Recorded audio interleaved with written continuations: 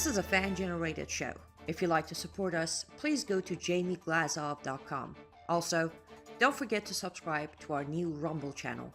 All your support is greatly appreciated. Hello, ladies and gentlemen. I'm thrilled to announce the release of my new book, Obama's True Legacy, How He Transformed America. There's a reason why Mike Huckabee calls it a ferocious and chilling read. Order it now at Amazon.com or at FrontPageMag.com. Good evening and welcome back to another episode of the Glazov Gang. Yes, I will be sitting in for Dr. Jamie Glazov this evening and possibly a few other weeks. Before we get to our very special guest this evening, I want to remind you we are a fan-generated show. We are here because of you. We've been here because of you for 13 years. However, we always ask for your support because, well, we keep producing and we keep producing. So if you are still with us, if you're still a fan of Glazov Gang, if you're still a member of the Glazov Gang, make sure to head over to jamieglazov.com and make a contribution of any amount you can afford. Also, don't forget, though things are supposedly changing at YouTube and Rumble and Facebook and X and everywhere else, we are still being heavily shadow banned. So we need you to subscribe to our Rumble and YouTube channel. Make sure to click the notification bell so you get an alert whenever we're live or we post a video. Because that way we get more views. That way we are put back on algorithm, Lord willing. Last but not least, as Dr. Jamie Glazov would say, please do feel free to support myself directly at liveuptofreedom.com, where I put a lot, and I mean a lot of information out, especially now with the week of United Nations in New York, making a lot of narratives come true. We'll get to that in a minute, but let's get to our very special guest. He's not a stranger to my program, nor the Glazov Gang. He is joining us all the way from the one and only United Kingdom, Peter McIlvenna. He is the founder of Hearts of Oak, which is a podcast that I strongly suggest you listen into. Hi, Peter. Welcome to Glazov Gang. Always good to be with you, Annie. Thank you so much. Absolutely. We have a lot to talk about. I mean, a lot. I don't know if we can fit it all into 45 to 50 minutes, but let's dive into something that got fairly okay coverage here, but I don't think we got much detail about it. And that was the patriotic historical march that just took place in London. So tell us everything we need to know about how it came to, what happened that day, what was the result, and where's it going after that? Okay, let me take those one at a time. I've been at all of these except one. I think this was maybe the seventh or eighth one that we've had, all organized by the infamous Tommy Robinson, who is loved in the US and is loathed by the media in the UK, but they cannot keep a good man down. And he has organized these basically for free speech, because we, as I'm sure many of your viewers and listeners know, we are having a huge attack on free speech, not only in the UK, but across Europe in terms of censorship online and in terms of censorship actually in person. So he has organized these standing up for free speech. This was the seventh one and the largest by far. And I've spoken to two of them. I think it's both the last one and maybe two before. And standing there on Westminster in the middle of London, looking down at Parliament with number 10 just on your right. So you're on Whitehall, which is that road where number 10, the awful Keir Starmer, lives. God help us, and may we have a new prime minister very soon. But anyway, looking down there, the last rally, we had probably 75,000, 80,000, and that's down Westminster, around Parliament Square and wider.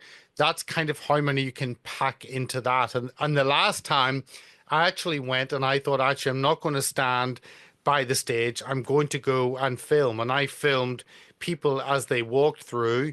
And then did that and then thought I'll get to the platform behind the stage to actually interview people. There was no way you're getting past 75,000 people. It was just chock-a-block.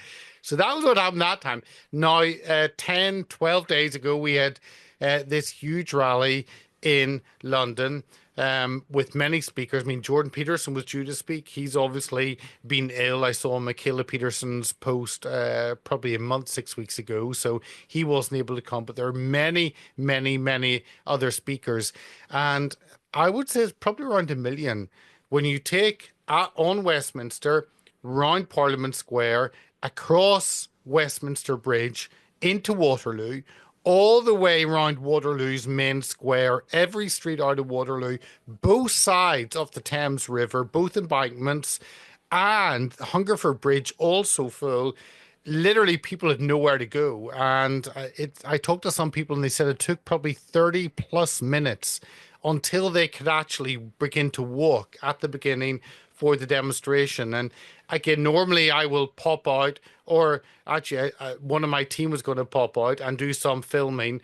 But actually, an hour before, you couldn't move from Westminster because there were maybe 15, 20,000 people already gathered at Westminster, and the march was happening probably three-quarters of a mile away. And that was solid 3 hours before. And the police kept coming up to the organizers and saying, there are too many people. What are we going to do? And the organizer said, we told you what was happening. We gave you all the information. Why are you coming to us to ask us what we're going to do? We told you. But every street around Whitehall, around that number 10 area in Westminster, was solid. And I've never seen anything like it. So that was kind of Saturday. One of the takeaways, which fits into what has been happening, obviously, in stateside, with the horrendous events on Charlie Kirk, but what the enemy means for evil, God turns for good, and we're seeing that. And I saw that through the celebration service, the memorial service, and probably the biggest, probably the most watched worship service in the history of mankind.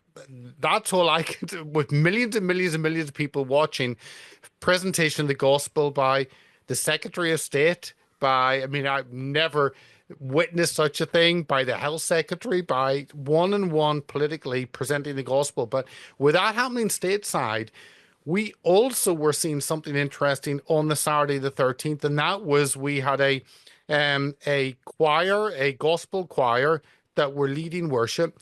And I was backstage and I remember listening to the worship thinking, so this is Saturday afternoon, the pouring rain.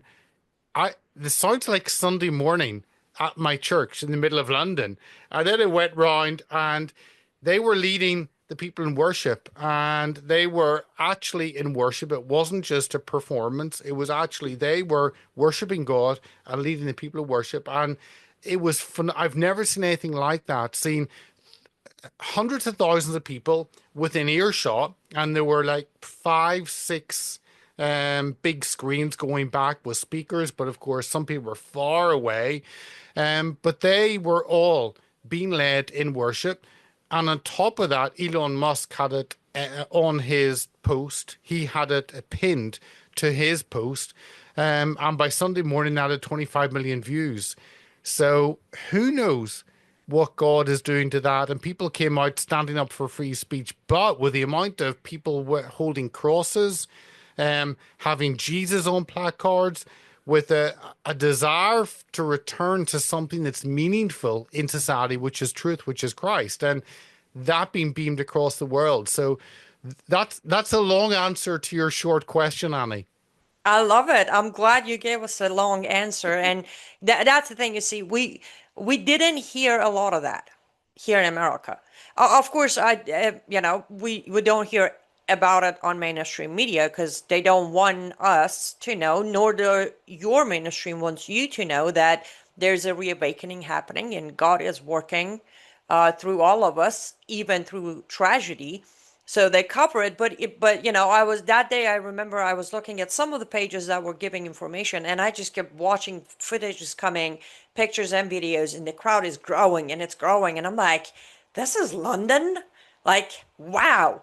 And again, this doesn't mean everything is fixed, but it's been a long time since I've seen London in the light. I've seen a lot of rallies and marches and, Islamic Ramadan with thousands of Muslims. But it was so fascinating to just watch this, crowd grow within minutes. Like it was like, okay, refresh the page, next picture or next video. Like definitely 5 more thousand people are in there. It was, yes, and then of course the Sunday memorial of Charlie Kirk, which I I don't want to necessarily make a statement about it, but I think some of the speakers that day aren't even necessarily Christians who still delivered the gospel. And that on its own was amazing.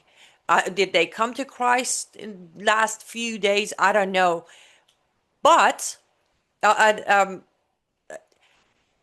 where is this movement going, though, Peter, in UK? Is it going? Is it going to continue? Are there more events coming up? Is Tommy going to continue organizing these events, or was this like a one-time thing with 7 or 8 events, and now there's a different step coming in? So, to your earlier comment, as we saw from the Old Testament, God speaking through a donkey, Balaam's donkey, God can speak through anyone and anything in any circumstance. So, yeah, God will have his way, irrelevant of what we may try or try not to do. So that's on one side. On the other side, and I don't think Tommy Robinson is a Christian. He was in prison. He was in solitary confinement. The last time he was in solitary confinement, Julian Assange was in a cell above him, and they had conversations with each other because their windows were open. I mean, that's where we are in the UK, where you have two of the most high-profile journalists in UK, possibly in the world, and they are put in solitary confinement in the highest security prison that's only held for terrorists and sexual predators. They were put in because they were classed as such a danger to society, and they are truly enemies of the state because they want to speak and highlight what they believe. Where is this going? I'm not sure. I talked to some other journalists who were there in terms of reporting for Christian outlets, and they actually went on the main Christian radio station, Premier Radio, on the Monday. And be fair to them, they wanted to hear that they may come from a different political persuasion on the left, but hey, that's fine. We all are following Christ, and we're trying to work out what that means in terms of society, in terms of living here 2000 years post Christ. But on there and talking to them and seeing some posts of Christian journalists that were there, and it was interesting because we had a joint letter that came from all the major churches saying this is horrendous. This is a disgrace, using Christian symbols at a rally that is political, that is far right, that is anti-immigrant. How dare you use this? And I sat back, and then there was a response from those who were there.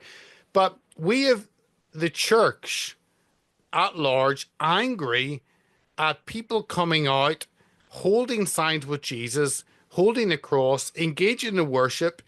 You know, revival is messy. It's always messy. It's never according to what we believe. It's according to what God wants. And you study revivals and you realize that they always happen so differently. They always happen in ways that are strange, that don't maybe fit into our intellectual understanding, because God does what he does. And on Saturday, seeing hundreds of thousands of non-Christians actually hearing the gospel, engaging, just like happened stateside with the memorial. Actually, God's doing something, and revival may come outside the church and despite the church. Really, that's what I was seeing. And I kind of came away thinking, reading that article, as Christians, we need to be very careful that we don't demand that how we see God doing things is the right way. We need to be open to what God wants to do. And if God wants to start something well outside the churches, then so be it. So that was probably my big takeaway, a takeaway of curiosity, a takeaway of intrigue at what is going to happen next. That was the 7th rally. They're organizing another one. Where do you go when you have 1 million people in London? There's no building that contains that. If you go to the biggest stadium, Wembley Stadium is 80,000. You've got 10 times that. So what do you do and where do you go? And that's when I'm sitting back curious and interested in what happens next. Because with Elon Musk, who's not a Christian and yet is so speaking up for free speech and sat in a worship service in Charlie Kirk's memorial and sat there and heard the gospel being preached. You're just sitting back thinking, what's going to happen? Because for society, for the West to save itself, yes, President Trump is doing phenomenally and is the political leader that the world needs at the moment. But past that, what does God want to do with us and with the churches and the whole West? And so, yeah, I'm sitting back curious, wondering what's going to happen, excited about what's going to happen. And maybe a month ago, excited politically, now excited also from a spiritual context, thinking we're seeing a move, we're seeing a change in our societies, we're seeing an openness, we're seeing people go to church like never before. So, yeah, what's going to be the outcome of that? And I don't know, but I'm certainly cheering it on, Annie. Yes, it's interesting you say that. Um, Recently, I heard a Brannon House, a worldview too, being asked, "Do you think there's a revival going on in America after Charlie Kirk's assassination?" And his response was actually pretty fascinating. He said, "Here's the thing with revivals. You don't get to know if it's happening. Later, you look back and see if it happened or not." Yes. Right? And that's exactly where we are. And I'm with you though, because not using a broad brush over all churches, but majority, either in Europe or America or Canada or Mexico, places that openly allow churches to be built, our churches have failed so miserably that I wouldn't be surprised or I wouldn't question if God decide to push this revival outside of churches altogether. Because think about it right now, amazingly, we're seeing reports from Turning Point USA that tens of thousands of youth are signing up to join or have their own chapter or become leaders. One way or another, they're joining the movement. And my first concern was, okay, are these kids gonna go to church and be brainwashed by the wrong pastors, or are they going to go to a church and be properly hearing the gospel? That is a concern for me, Peter. I don't know how it's working in UK, but I know in US we have gay pastors, we have churches that are flying the pride flag next to their churches, and we have churches that are part of interfaith dialogue. So which one of these churches are young people who are now standing up saying, we want to hear the gospel, we want to attend church, we want to be part of Turning Point USA? Which one of these churches these kids are going to walk into? No, I agree. And we are having a tension in the UK. We don't have separation of church and state. So we have the Church of England, the Anglican Church, and that has become a woke apostate church by and large. Yet we have an element within that has held on to biblical truths and are flourishing. Where I go to church, which is maybe 4,000 on a Sunday in 5 services, and you now need to queue for certainly the 11 o'clock service. Another church in the same borough, maybe a mile and a half down the road, they're having the same thing, and they're an Anglican church, a Church of England, and yet they are experiencing huge growth because they have Bible studies. I mean, imagine having Bible studies during the week where people can come and they actually can go and deepen the Bible without looking at it from a perspective of your political leaning, but reading the text and saying, what does this mean for society today? And they're seeing a huge revival. They've got the Alpha course, which is probably now the biggest course of discovering Christianity in the UK.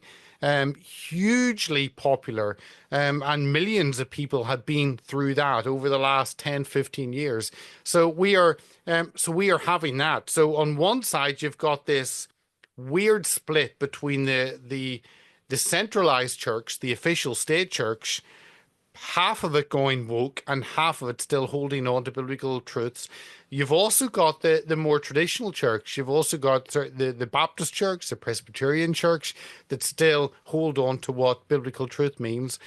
But you also have the black church. You also have the church that has mainly come from migration from Africa, generally. But you've also got the Catholic Church that's really grown because of Eastern European migration. And whether that's from Africa or Eastern Europe, they know what they believe. They've got a confidence of nationality and a confidence of biblical truth. And they're bringing something back to the UK. And maybe it is whenever the UK actually sent missionaries all across the world 200 years ago. Maybe the UK is now benefiting from that, and those people are returning to the UK as missionaries once again to the UK and teaching the UK what to believe. Because if you look politically, we are devoid of any vision. If you look at the church generally, the state church, we're devoid of any vision. You look at the media, completely collapsed in terms of values for the UK. So where is that direction coming from? And I think it's coming from the black church. It's coming from the Catholic Church in terms of Eastern Europe, and it's coming from that split in the Church of England. Part of it wants to hold on to truth and part of it doesn't. And there's a huge clash at the moment happening. And we in the UK at the moment don't have an Archbishop of Canterbury, who's the leader of the state church. And we could go from the frying pan into the fire in terms of that, or someone else may come up who actually holds truth and values and wants to actually stand up for something. So who knows what's going to happen there? But there's a lot of positive elements certainly in the mix. Absolutely. And again, it's for me, at least last 6 months of my life, Peter, it's been don't try to understand what God is doing. Try to understand your role in his plan. So when I wake up every morning, I don't try to make sense of, is this a revival? Is this going to happen in London? Is it a Manchester thing or is it a New York thing? I just sit there. I'm like, okay, what is my role? And with that being said, let me use this to transition as much of great news we just talked about, as much of always there is hope in our heart that, we know the end, right? But we still don't sit back, at least me and you type of people, we don't sit back and let it all happen because we know what happens at the end. With all the positive that's been happening either in US or UK, last Sunday, local time of yours, I think Sunday, your government made a move that is not historic for UK for sure, but it definitely came as a surprise based on all the conversations, and I'll break it down. 3 weeks ago, I started reporting that Macron, France, has said that during the United Nation Convention, we're going to acknowledge the state of Palestine officially. Spain came out and said the same thing. A couple of other countries, but then it so happened UK did it first before everyone else on Sunday. I'm gonna be very, very, very raw here, Peter. When I saw the video of the Palestinian flag flying and the delegate of Palestine lifting up the plaque with a State of Palestine embassy, I was physically shaking. It took me a couple hours to calm my nerves to where I could even write about it and publish a Substack. Where are you? Like, how did you wrap your head around it? So we have a far left government, and the issue of Gaza was key in the general election in the UK, 13, 14 months ago. In fact, sometimes it felt as though people were standing on a platform for Gaza and not for a platform for their constituency in Britain. They Hmm. were standing for a foreign nation and not the local citizens. That's how it felt. And in the last election, in when was it, June, July last year, it seems a lifetime away, but we had Labour, a far left government, got the biggest majority they've had in since their founding, I think in 45 or so. They got 170, I think, in the majority. So out of the 650 Parliament, which probably similar to your me House of Representatives, similar size certainly. They got a whopping huge majority. The Conservatives were decimated, their worst standing in 100 years.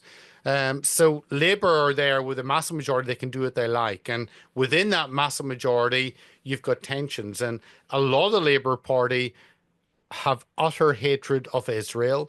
Of course, very few of them are Christians, so they have no biblical understanding of Israel's place in the world. Um, and then they seem to have a very, very pro-Islamic understanding and a very pro-Palestine understanding. So I think it was around 3 months ago, a group within the Labour Party, the governing party on the left, they put together a document, a proposal calling on the UK government to recognise Palestine. And there was maybe a third of Labour MPs put their name down for that. That was wow. Of course, the second part of it kind of is on the last general election, we had, I think, 24 Muslims elected, many of them standing independently. No, sorry, six of them standing independently, the rest in the Labour government. That I think we have more Muslim members of parliament in Britain than any other country in Europe. At the general election before, we had 18, now it's up to 24. Now that fits in terms of the size of the Islamic population. It fits in terms of that. But we are seeing the change, and of course, they are pushing for an Islamophobia blasphemy law. We have Sharia courts, and President Trump rightly pointed out that we have London is becoming Sharia. Many parts of the UK are becoming Sharia in terms of 70 odd Sharia courts in the UK that more or less trump national law. So all of that fits into the mix, and we have Islamic organizations operating in London that are banned in many parts of Europe and in many parts of the Middle East. We have Muslim Brotherhood entities operating openly in London that couldn't operate anywhere else. So we have been a breeding ground for Islam. We've been a breeding ground for extremism. We've been a breeding ground for terrorism. We've been a breeding ground for finance in terms of that. All of that comes into the mix. And you realize that maybe you might have thought possibly that France might have been the lead in this because of their anti-Israel stance generally and their pro-Arab stance, but actually it was Britain that jumped in. And I think, one, it's because Keir Starmer, our Prime Minister in the UK, wanted to be a leader, a champion. He is desperate for recognition. He is a vanilla politician. He is pathetic individual in terms of leadership skills. And he wants to be the strong man in Europe. With Macron being weak, with Germany being really weak, that Franco-German alliance isn't there, and therefore Britain wants to step into that. So Keir Starmer thought he could actually jump ahead, and Britain declared that we would recognise a Palestinian state. And then France came on board, I think Australia, Canada. So we were leading the liberal elites in terms of recognising. We have no clue of the damage that is going to cause. And it is pathetic that Britain, our weak government, really, in Britain, think that by doing that, we're going to affect things. And the British government were asked, I think it was the Foreign Secretary at the time, was asked, how is this going to help the people in Gaza, as an example? How is this going to move on what you believe? And the response was, probably not. But it's symbolic. And that's where we are in the UK. It's very concerning, but Britain have always had a fractious relationship with Israel, despite the fact that Britain were involved in the Balfour Declaration and at the beginning actually giving Israel legitimacy. Obviously, it's the US that have stood shoulder to shoulder with Israel in the last 30, 40 years. Britain has not. Um, France has been on the side of the Arab, the Muslim countries, probably because of the military deals that is done. Britain has generally been only involved in military deals in Saudi Arabia, and that's its ally. So I don't know where this is going to go, but obviously the concern is it gives the fallacy of a Palestinian state, which is is Mhm. only in the heads of people. It's not a reality. It gives that legitimacy, and is another way of attacking Israel, which is the only democracy, irrelevant of what you think with the Israeli government or leadership or the war that's happening, irrelevant of that. Hey, pick Israel or pick any Islamic in that area, and you go with Israel. Common sense. So it's interesting where this will go. Um, but I think it's Britain trying to flex its muscles in Europe and trying to lead, and others have followed. But I don't know if this will mean anything in terms of finance, in terms of kind of political cover for Palestine, and of course, Britain have said this doesn't mean we back Hamas. We disagree with Hamas. Well, Hamas are the government of there, which are being built by the West. So surely you should apologize profusely for building the monster that is Hamas, and by recognizing Palestine. That is the last thing you should be doing to actually dismantle Hamas. So it's utter confusion. But of course, this Labour government are utterly confused about everything. Right. Well, here's the thing. On my Substack, what I pointed out, Peter, was for a lot of people, especially Americans who most likely don't know or forgot about it, was the 1917 agreement. When, if you think about it, I could not even a stretch far, just few steps. I could say, UK has started this whole fire of Israel versus Palestine, anyways, in 1917, when they promised the land to Jews and then also negotiated with Arab leaders, Arab Islamic leaders, over the same land. So, with that being said, I understand when you say they're confused or they're, flexing their muscles, but what do you think of what I think? I feel like with England losing control, what happened was, yes, they have not been the strongest ally of Israel for, I want to say, probably 50 to 60 years now.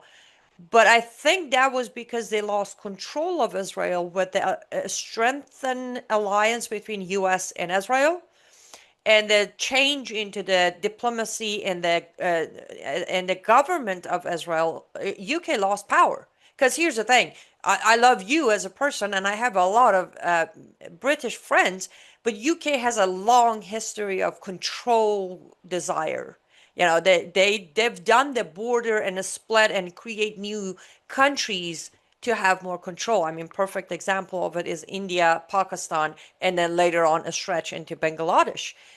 I feel like losing the control over the Palestinian Israel scenario they had is what drove this point to Sunday for UK to recognize Palestinian state, knowing that Palestinian state is going to give them more control, or they will listen to them more, way more than Israel or Netanyahu would ever do. Am I Oh somewhat yeah. close? No, I agree. And look, Britain have caused chaos. Um, the end of the empire, dividing up nations, whether it's Africa, whether it's the Middle East, and you just look at a map and you see those lines that are drawn in perfect symmetry, and you think, no way. And of course, many of the countries didn't exist before Britain sat down and thought, we're going to have a map, we're going to get a pencil, and we're going to design countries, and that's how they'll exist. Um, and you just look at Nigeria and the chaos that is Nigeria, because you've shoved tribes together that hate each other and should never be together. So I agree with you 100%. And the same with the Middle East, exactly. Um, and Britain had been two-faced in many ways. And I think the biggest way that Britain has been two-faced in allowing those entities to exist in the UK that have funded pure hate against Israel. That's the first thing. And that is Labour or Conservative governments, whatever they have been. Conservative governments have spoken out of their mouth one side, support for Israel. But that support for Israel has generally been trips that are funded to go and visit Israel. It's like a travel jolly. That's all it's meant. It hasn't meant deep support of Israel. And then on the other side, with Palestine, with Gaza, with Hamas, which is the monster the West has built. So I agree with you 100%. Is Britain had never been a true ally to Israel. America, obviously, since maybe the 70s, have risen to be the ally and have stood shoulder to shoulder. And without America, the Middle East would be a very different place. And Israel survived not only because of the miracle that is Israel, but also because of American support economically and militarily. And without that, we'd be having a different conversation. But Europe have always been, not only the UK, but all across the EU, have always had inbuilt hatred towards Israel. And you see that in the many conversations in the EU Parliament, and you see it in many conversations in the UK. I mean, very few MPs in Parliament get up to speak about the concern of hostages being held by Hamas. They should say that is the line. Nothing happens until you release every single hostage, and then we can possibly have a conversation. That has never been the case. It's, Gaza, Hamas, Gaza, Palestine. Oh, and you should release the hostages, but Israel's really bad. Well, maybe we should have a full-on conversation about those hostages, because you cannot have a gun to someone's head and have a conversation, and that's what Hamas are having. So I agree with you completely in terms of the UK's utter abject failure to support Israel. It's interesting you said what you just said, because we just finished day 5 of the UN Convention and day 4 of the debate. For those of you who may not know, so the convention, the day 1 is just about a bunch of talk. Starting day 2, the first day of debate starts where representatives from different countries take the stage. Some do 10 minutes, 18 minutes, 20 minutes. If you're President Trump and your teleprompter is broken, you do 57 minutes, breaking record of the longest American president to speak at the convention. And on it goes on. Last day is gonna be the 30th of September. And here's what I've been doing, Peter. Don't know why I have to make things so hard for myself, but I took it upon myself to do a daily recap of these debates. Like literally on my Substack, day 1, day 2, day 3, day 4, day 5, on and on and on. And what I'm doing is I'm literally grabbing their transcript of their speech from the UN channel, and I'm sitting there and I'm scanning and I'm like, oh, so this is the point. So I highlight them in a smaller paragraph for people to scan through and know what's happening. Day 1 of the debate, day 2 and day 3, amazing how you see the globalism all over it. As you said, having a gun on somebody's head.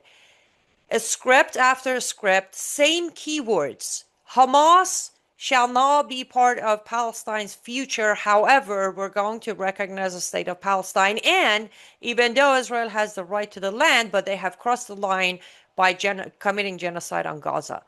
This script is repeated by every single leader. Now, I should open a parenthesis here. We had a couple of leaders, as expected, Argentina. President of Argentina, right on money as he always is. We had a couple of African countries who came out and did not say the narrative, or said it, but then added themselves to the list. A handful of countries are definitely not giving into the script.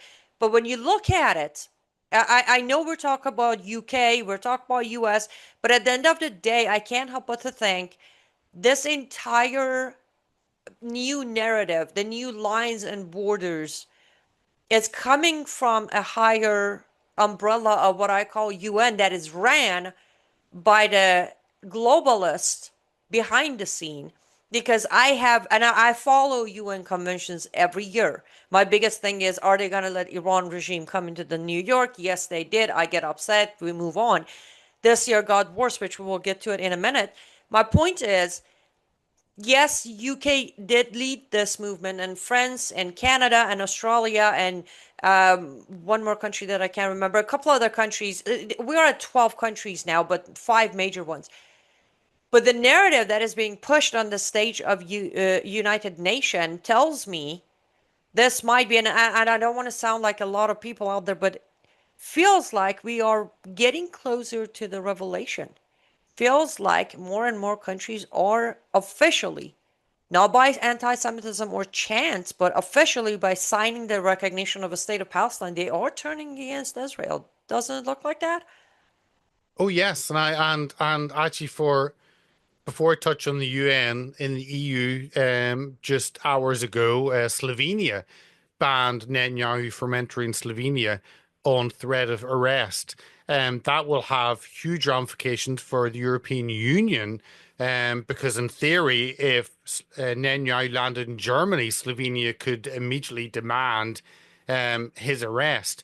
So that's the first EU country that have banned Israeli Prime Minister from entering, certainly for a long time. I don't know if ever happened before. So you've got that in the EU, and that you're right, that fits in with the UN, and the hate that is always spewed against Israel. And thank God Trump was able to actually get up that escalator through walking. And thank God his teleprompter didn't work, because who wants a teleprompter for Trump? Actually, that is the stupid thing of the UN. The last thing you want is actually to take down his teleprompter, because then you get Trump full beast mode. You don't want that. You want nice, cuddly Trump like we had in Britain with Keir Starmer at the state visit a week ago. That's what you want, controlled, cuddly Trump. You shut off his teleprompter, you get beast mode Trump. And that's what they got. And I've only watched clips of it. Because after watching 6 hours of Charlie Kirk Memorial, I was way back on my schedule. So I haven't watched, but I will jump into your Substack, Annie. But no, it is true. There is pure hate against, and we've seen that from the resolutions the UN have done historically, year in, year out, of anti-Israel. And maybe if they don't like Hamas, there is another option for a government that actually is good for the people in Gaza. That would be the government of Israel. That surely would give rights. Maybe that is a better, and that is where, weirdly, that is where the UN is pushing the situation to Israel being given no option, but either annihilating Gaza, which I don't think is morally right. And I've seen what's happening. I don't think morally you can do that. As a political leader, I get the argument, but morally, I cannot accept that. So, but they're pushing Israel to taking full control of Gaza, because if the West is saying, we are for this land that hits Israel, then Israel say, well, we need to stand up for ourselves and protect ourselves, and we'll do anything to defend ourselves. And Israel will do anything to defend themselves. They are the perfect example of a state that will protect their people at all costs to any degree. And that's what you want in the government. And when the West criticize Mossad for being evil because you're going to put bombs and walkie-talkies and just blow people up, actually, it's out of a sense of jealousy, I think, because we in the West wish that our secret services would do anything to protect us instead of just rolling over. And the last thing Mossad ever do is roll over. And I think we in the West secretly wish that we had a Mossad in our country that would just blow up the enemy instead of sitting down having a cup of tea and trying to negotiate with them.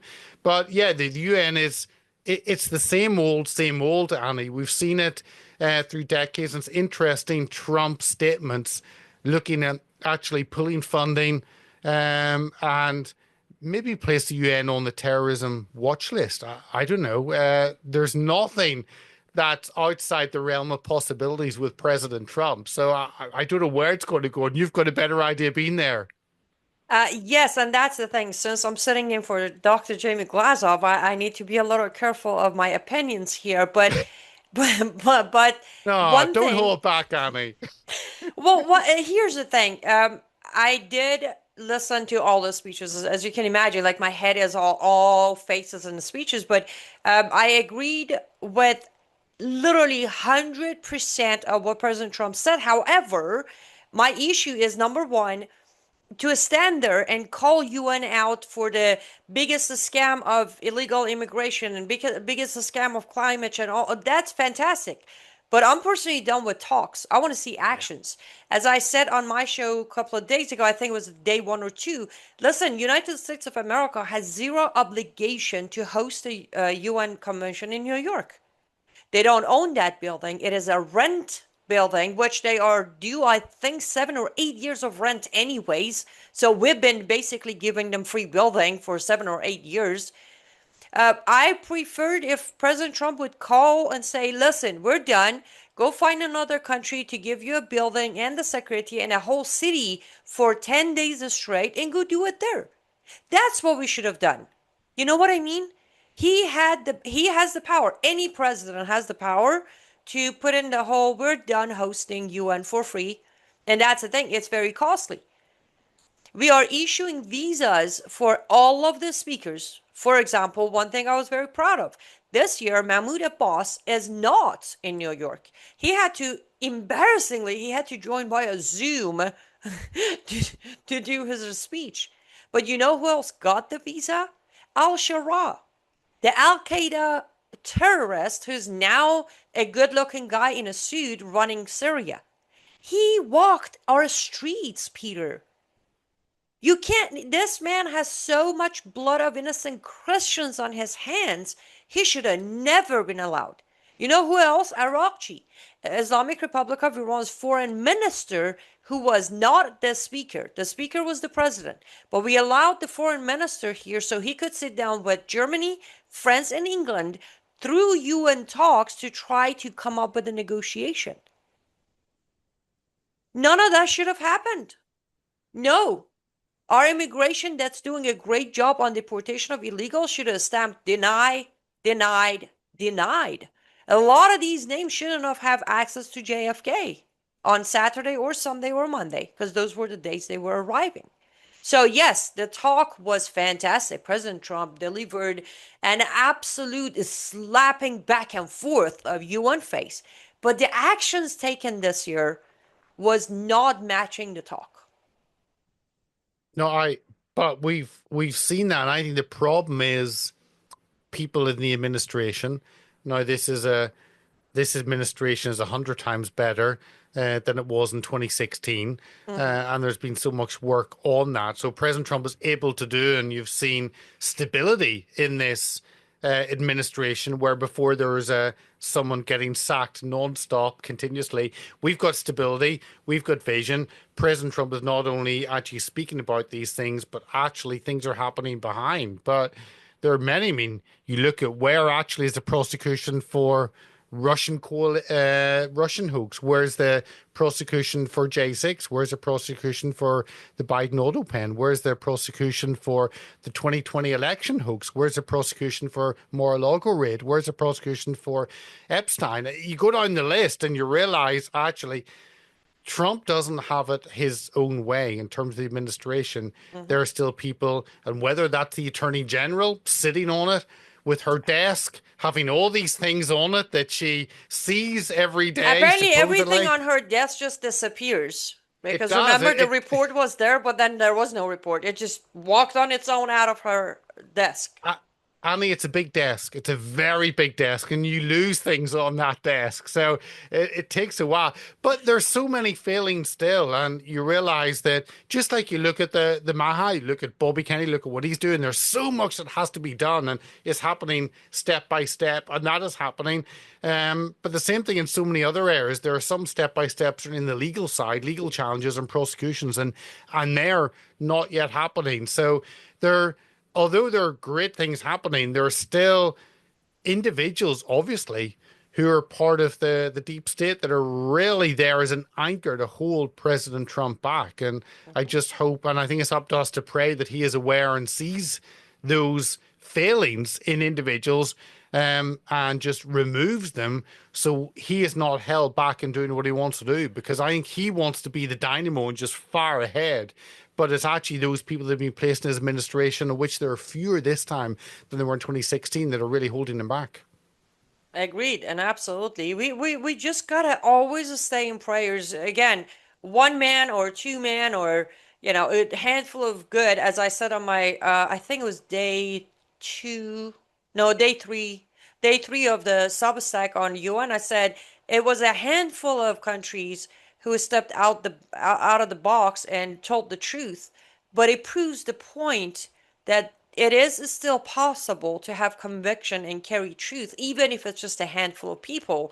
Out of 3 days of talking heads, you had 5 or 6 countries tell the truth, to stand by our values or their values. So that at least that's the positive. Stay in prayer and pray for those who are doing the right thing to grow in numbers, to convince other people to join them to do the right thing. But as we come to the closing of the show, Peter, let's have you talk to our audience. What should they be thinking about, and what's the good news? What's the what's the good news? The good news is, I think, so for me, what we saw on Sunday, having a change in having a breakthrough in the US in terms of people attending church, in terms of people looking up and not just across. We're seeing that. I think that's to me, that is the biggest change. Um, and we see ongoing changes. We see the continual decimation of the legacy media. We see them dropping and dropping in influence. And with President Trump, has had a whole alternative media. And that's why the Glazov gang, that's why Annie with you and what we're doing, Hearts of Oak, and many of us, that's why we become the people who engage with the audience and want an honest conversation and want to talk about things as they are, and aren't held by advertisers or big entities or networks, that there is freedom to discuss. So I think there's a lot of positivity in whatever the left try and do, and who knows who they will throw up in a few years. That's a whole other topic and a whole other show. But um, with the alternative media in such a position, the left are not going to have it to themselves any longer. They're not going to control and choke that flow of information. Those days are gone. And we are now able to connect direct with the public, direct with the Glazov gang audience, who are there week in, week out, who've been there for years. Annie, is building those loyal followers who actually care about our nations, care about the US by and large, on with you, care about the UK, and care about those national entities, and want those nations to flourish. So the left don't have it their way. And it's going to be exciting about the midterms and further on to see about that flow of information, that the truth is going to get out, and the lies the left have had their way, that's going to be dismantled. We've seen that time and time again. So to me, actually is positive in terms of the truth getting out and the left no longer having their say. Absolutely, agreed with you. Where do our audience go to follow your work, support your work, and watch your amazing show? Well, Monday, Thursday, and Saturday, 3 p.m. Eastern. We had Daniel Greenfield on last week and Jan Yakulik. We have Claire Craig on today, and she's one of the key doctors in the UK. Yeah, 300 odd guests, including with Annie herself, and including JB Glazov and many, many others. And of course on our channels at Hearts of Oak UK on X, at Hearts of Oak everywhere else. And we stream on Bannon's War Room. We stream on X American News. We stream on Naomi Wolf's Daily Clout. We stream on Brannon House's Weekend View. So all over. But yeah, every Monday, Thursday, and Saturday, 3 p.m. Eastern. But thanks, Annie. Absolutely. Well, Peter, you do what you do with a lot less freedoms and rights than mine. So you are brave, you are courageous, and as you know, you're always in my prayers. And I will ask our audience at the Glazov gang to pray as Lord protects and guides you while you do what many choose not to do, especially in UK. You stay safe, yeah? Thank you, Annie. Prayer is the most vital weapon we have, so thank you for that. Absolutely. And to our lovely audience, thank you so much for staying with us until now. Make sure to go to jamieglazov.com, make a contribution, subscribe, click, share, help us get the message out there, and we will see you next time.